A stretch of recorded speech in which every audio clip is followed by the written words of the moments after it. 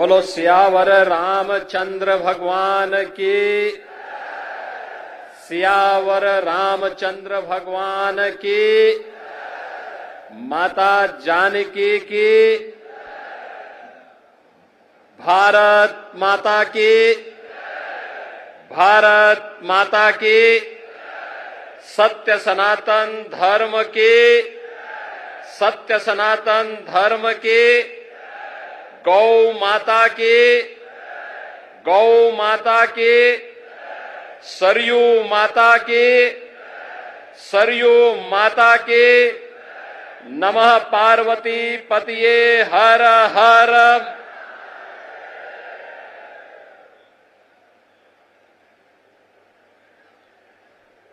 अवध तहां जहां राम निवासो, तहां दिवस जहां भानु प्रकाशो। जो पे सिय राम बन जाही, अवध तुम्हार काज कुछ नाही। दीपोत्सव के इस अष्टम संस्करण कार्यक्रम में आज इस समारोह की शोभा बढ़ा रहे हैं अयोध्या धाम के हमारे सभी पूज्य संतों की उपस्थिति में आज जो एक कार्यक्रम यहां पर आयोजित हो रहा है, केंद्रीय मंत्री पर्यटन और संस्कृति मंत्रालय के मंत्री माननीय श्री गजेंद्र सिंह शेखावत जी, उत्तर प्रदेश सरकार में मंत्रिमंडल के मेरे वरिष्ठ सहयोगी, उप मुख्यमंत्री श्री ब्रजेश पाठक जी, प्रभारी मंत्री अयोध्या श्री सूर्य प्रताप शाही जी, प्रदेश के जल शक्ति मंत्री श्री स्वतंत्र देव सिंह जी, पर्यटन और संस्कृति मंत्री श्री जयवीर सिंह जी, प्रदेश सरकार के मंत्री श्री सचित चंद्र शर्मा जी,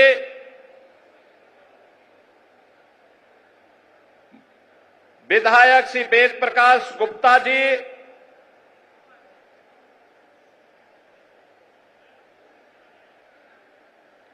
जिला पंचायत अध्यक्ष श्रीमती रोली सिंह जी,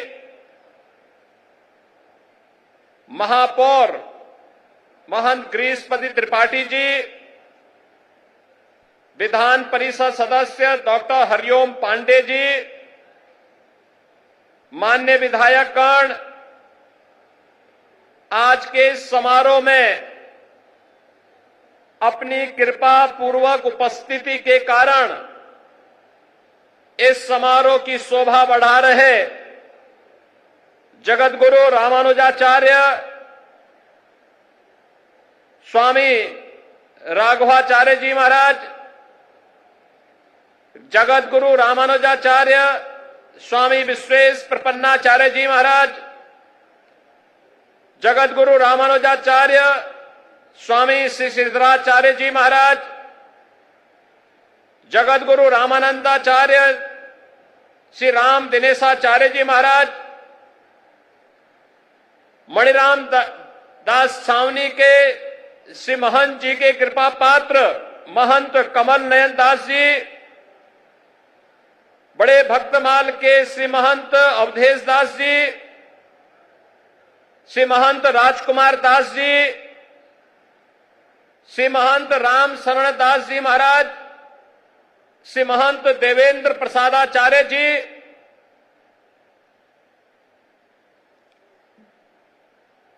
श्री महंत भरत दास जी, श्री महंत धर्मदास जी, जगतगुरु श्री सतवा बाबा महामंडलेश्वर महंत संतोष दास जी, महंत रामदास जी महाराज, आज के इस कार्यक्रम में उपस्थित अयोध्या के हमारे सभी पूज्य संतजन, उपस्थित भक्तगण, प्रदेश सरकार के हमारे सभी वरिष्ठ अधिकारीगण और प्रदेश के अंदर जहां कहीं भी लोग इस आवाज को सुन रहे हैं, उन सबको भी मैं आज के इस ऐतिहासिक दिन की हृदय से बधाई देते हुए आप सबका मैं अभिनंदन करता हूं। बहनों और भाइयों, ये सचमुच हमारे लिए अत्यंत आह्लादित करने वाला क्षण है। याद करिए, आज से 8 वर्ष पूर्व ये 8वां संस्करण है दीपोत्सव का, और प्रथम संस्करण में जब हम लोग आए थे, राम कथा मंडप भी छोटा था, भीड़ में उत्साह था, लेकिन एक ही स्वर गूंजता था, और वह स्वर एक ही गूंज रहा था, एक ही नारा लग रहा था। वह नारा था, चाहे वह संतों की ओर से, चाहे वह भक्तों की ओर से, एक ही नारा था कि योगी जी एक काम करो, मंदिर का निर्माण करो। एक ही स्वर गूंज रहा था, और मैंने उनको उस समय कहा था, विश्वास करिए, विश्वास करिए, ये जो दीप आपके द्वारा जलाए जाएंगे केवल दीप नहीं है, ये सनातन धर्म का विश्वास है। प्रभु राम की कृपा अवश्य बरसेगी। 500 वर्षों के बाद वे अपने धराधाम पर अपने काज को प्रारंभ करने के लिए अवश्य कृपा बरसाएंगे। आप कार्य करिए, कृपा भगवान की अपने आप बरसने वाली है, और हम सब आभारी हैं प्रधानमंत्री मोदी जी के, जिनकी दूरदर्शी सोच के कारण 5 अगस्त 2020 को जब दुनिया कोरोना महामारी के सामने पस्त थी, तब भारत के यशस्वी प्रधानमंत्री अयोध्या धाम में आकर के अपनी विरासत के प्रति कृतज्ञता का भाव व्यक्त करने के लिए अयोध्या आकर के उन्होंने राम मंदिर की आधारशिला का कार्यक्रम अपने कर कमलों से संपन्न किया था।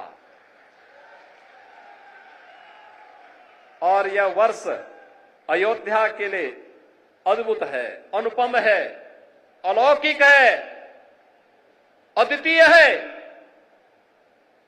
जब इस वर्ष 22 जनवरी 2024 को अयोध्या धाम में 500 वर्षों का इंतजार समाप्त करके 500 वर्षों का इंतजार समाप्त करके एक बार फिर से रामलला अपने धाम में, अपनी जन्मभूमि में विराजमान होकर के दुनिया के अंदर पीड़ित और प्रताड़ित लोगों को संदेश दे गए हैं कि कभी भी अपने पथ से विचलित मत होइए, संघर्ष का रास्ता अपनाइए, सफलता जरूर प्राप्त करेगी, सफलता जरूर प्राप्त होगी। यह अवसर है हमारे पास उन सभी आत्माओं को स्मरण करने का जिनका पूरा जीवन राम जन्मभूमि आंदोलन के लिए, प्रभु राम की कृपा का प्रसाद प्राप्त करने के लिए समर्पित था। मैं इस अवसर पर उन सभी पूज्य संतों को नमन करता हूं, उन सभी हुतात्माओं के लिए जिन्होंने 3.5 लाख की संख्या में अपना शहादत दे करके एक ही तमन्ना के साथ वे इस धराधाम से विदा हो गए कि चाहे जैसे भी हो, हमारे बलिदान की कीमत पर ही सही, लेकिन अयोध्या में राम मंदिर का निर्माण होना चाहिए। उनका संकल्प पूरा हुआ। अयोध्या में राम मंदिर का भव्य निर्माण का कार्य पूरा हो चुका है। रामलला फिर से अयोध्या धाम में फिर से विराजमान हो चुके हैं। लेकिन रामलला के विराजमान होने के बाद इस दीपोत्सव का पहला अवसर है। इससे पहले हम लोग बोलते थे और जो कहा सो करके दिखाया भी था। बहनों और भाइयों, ये डबल इंजन की सरकार जो बोलती है वो करके दिखाती है। अकेले अयोध्या धाम के विकास के लिए, जिस अयोध्या में 2017 के पहले बिजली नहीं मिलती थी, यहां की सड़कों की स्थिति, यहां के घाटों की स्थिति, यहां के मठ और मंदिरों की स्थिति, और जिन लोगों ने राम को ही उपेक्षित कर दिया था और जिन लोगों ने भगवान राम के अस्तित्व पर ही प्रश्न खड़ा किए थे, वे केवल भगवान राम के ही अस्तित्व पर प्रश्न नहीं खड़ा कर रहे थे, वे सनातन धर्म के अस्तित्व पर प्रश्न खड़ा करते थे। वे आपके अस्तित्व पर खड़ा करते थे प्रश्न, वे आपकी विरासत पर प्रश्न खड़ा करते थे। लेकिन कितना सदा सहता है हमारी, सदा सहता ही समझो, लेकिन आपकी सदा सहता विरोधी को कायरता नजर नहीं आनी चाहिए। और इसीलिए मैं कहने के लिए आया हूं आपसे आज, आपने 2017 के बाद जो भी कहा वह अयोध्या के अंदर हो करके रहा है। हम लोगों ने कहा था कि आपने कहा था 17 में कहा था, इसी मंच पर उस समय कहा था, पूज्य संतों की उपस्थिति में कहा था कि योगी जी एक काम करो, मंदिर का निर्माण करो। बहनों और भाइयों, मंदिर का निर्माण तो हो गया है, रामलला भी विराजमान हो गए। इसी मंच से मैंने और मेरे सहयोगियों ने भी और आदरणीय प्रधानमंत्री जी ने भी आपको कहा था, अयोध्या को दुनिया की सुंदरतम नगरी बनाएंगे। आज अयोध्या चमक रही है, दुनिया अयोध्या की ओर आ रही है। 31,000 करोड़ रुपए की लागत की परियोजनाएं या तो पूरी हो गई है या जिन पे कार्य युद्ध स्तर पर चल रहा है। और बहनों और भाइयों, इससे भी आगे जाकर के भी इस पे कार्य होने हैं। ये तो एक शुरुआत है, शुरुआत। अयोध्या एक शुरुआत है सनातन धर्म के लिए। विरासत और विकास के प्रधानमंत्री मोदी जी के विजन को जमीनी धरातल पर उतारने के लिए, उस अभियान को वैश्विक मंच तक ले जाने के लिए आज काशी हमारी चमक रही है। भव्य और दिव्य काशी के दर्शन दुनिया कर रही है। आज हमारा अयोध्या धाम जो भी आता है, मैंने 22 जनवरी को दृश्य देखा है, 23 जनवरी को मैंने वह दृश्य देखा है, जब देश भर से आए हुए श्रद्धालु अयोध्या में भगवान राम के मंदिर का दर्शन करते थे। उनके आंखों में खुशी के आंसू थे। कोई पिलर को पकड़ करके आंसू बहाता था और कोई जमीन पे लेट करके भगवान को भी दंडवत करता था। उनके सामने शीश नवाता था, लेकिन अपने अश्रु बहा करके खुशियों को भी उजागर करता था। बहनों और भाइयों, वह सभी दृश्य मैंने अपनी आंखों के सामने अयोध्या के अंदर देखे हैं। और मैंने उन लोगों के भी काले कारनामे देखे हैं जिन्होंने राम भक्तों के लहू से अयोध्या को और सरयू मैया को लहूलुहान किया था। वह दृश्य भी हम लोगों ने अयोध्या के अंदर देखा है। और इसीलिए मैं आपको एहसास कराने के लिए आया हूं आज। हमने जो कहा, ये डबल इंजन की सरकार ने जो कहा था, वह तो करके दिखा दिया। अब अयोध्या की बारी है। अयोध्या को फिर से अपने आप को साबित करने की बारी है। और याद रखना, ये मां सीता की अग्नि परीक्षा बार बार नहीं होनी चाहिए। हमें इस अभिशाप से निकलना ही होगा। अयोध्या को भव्य और दिव्य रूप देना ही होगा। इसके लिए अयोध्यावासियों को एक बार फिर से आगे आना होगा। और इसी के लिए आज हम आपको एहसास कराने के लिए आए हैं। ये जो कार्यक्रम इतनी भव्य रूप में यहां पर आयोजित हो रहे हैं, ये जो स्वरूप है अयोध्या का, ये बदलावा स्वरूप आज दुनिया को अपनी ओर आकर्षित कर रहा है। कोई सोचता था अयोध्या में 4 लेन की सड़कें होंगी, धर्म पथ के नाम पर होंगी, राम पथ के नाम पर होंगी, भक्ति पथ के नाम पर होंगी, जन्म भूमि पथ के नाम पर होंगी। कोई जानता था इतने फ्लाईओवर अयोध्या के अंदर बनेंगे? कोई कभी कल्पना करता था कि अयोध्या, जहां 4 घंटे 5 घंटे बिजली नहीं मिलती थी, जो लोग आपको बिजली के लिए तरसाते थे, सड़ी हुई गर्मी में तरसने के लिए छोड़ देते थे, वे भी आज राम की दुहाई दे रहे हैं। जो लोग राम जी की पेड़ी में सड़े हुए जल में आपको स्नान करने के लिए मजबूर कर देते थे, वे भी आज अयोध्या आकर के अपना ताल ठोकना चाहते हैं। लेकिन हम लोगों ने तो राम जी की पेड़ी को ऐसा बना दिया, एक तरफ से आज पानी आता है और दूसरी ओर निकल जाता है। ऐसे लगता है जैसे हरिद्वार की राम जी की पेड़ी आज हर जी की पेड़ी बनकर के यहां के भक्तों को तार रही हो। आज अयोध्या को देश की पहली सोलर सिटी बना दिया गया है। और याद करिए, हजारों वर्ष पहले भगवान राम पुष्पक विमान से अयोध्या आए थे और तब से अयोध्या में फिर से विमान नहीं उतर पाया था। बहन और भाइयों, मोदी जी की कृपा से अयोध्या इस अवसाद से मुक्त हुआ। अयोध्या में इंटरनेशनल एयरपोर्ट बना, पूरे देश की कनेक्टिविटी अयोध्या के साथ जुड़ी। जिन लोगों को कार्य नहीं करना था, पहले राम के अस्तित्व पर प्रश्न खड़ा करते थे, उससे पहले राम भक्तों पर गोली चलाते थे, जब एयरपोर्ट का निर्माण कार्य प्रारंभ हुआ तो उन्होंने कहना प्रारंभ कर दिया कि साहब ये किसानों का शोषण हो रहा है। जब यहां पर मंदिर, यहां सड़क के चौड़ीकरण का कार्य प्रारंभ हुआ, उन्होंने कहा साहब व्यापारियों का शोषण हो रहा है। मुझे बताओ, अगर हम 4 लेन की सड़क नहीं बनाते, 4 लेन की सड़कें यहां की नहीं बनती, तो ये लाखों श्रद्धालु आ रहा है, क्या ये अयोध्या में सुरक्षित यात्रा कर पाता, यहां दर्शन कर पाता? क्या अयोध्या में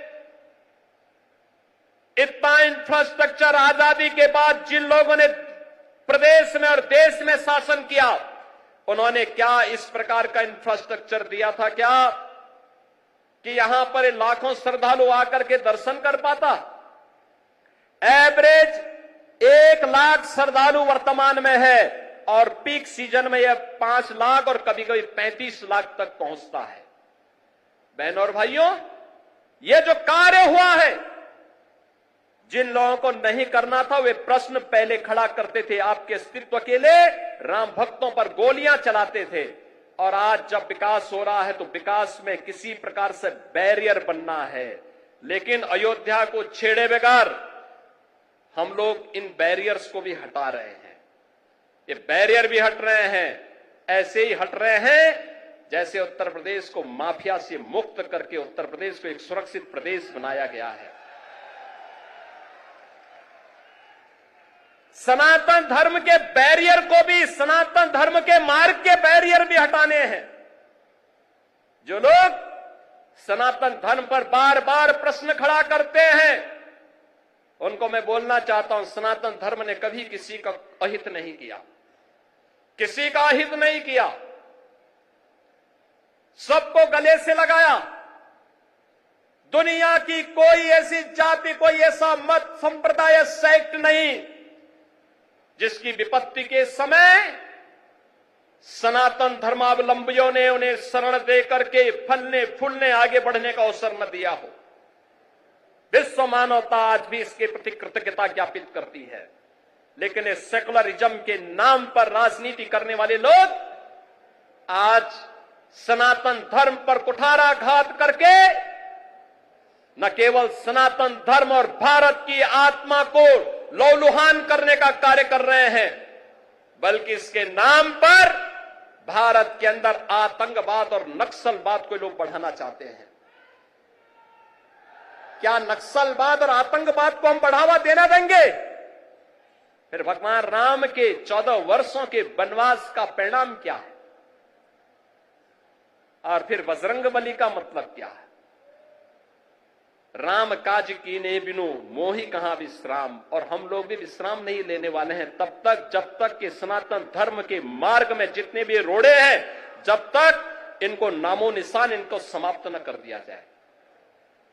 जो भी मानवता के मार्ग में, विकास के मार्ग में बैरियर बनेगा, उसकी वही दुर्गति होनी है जो उत्तर प्रदेश के माफियाओं की हुई है।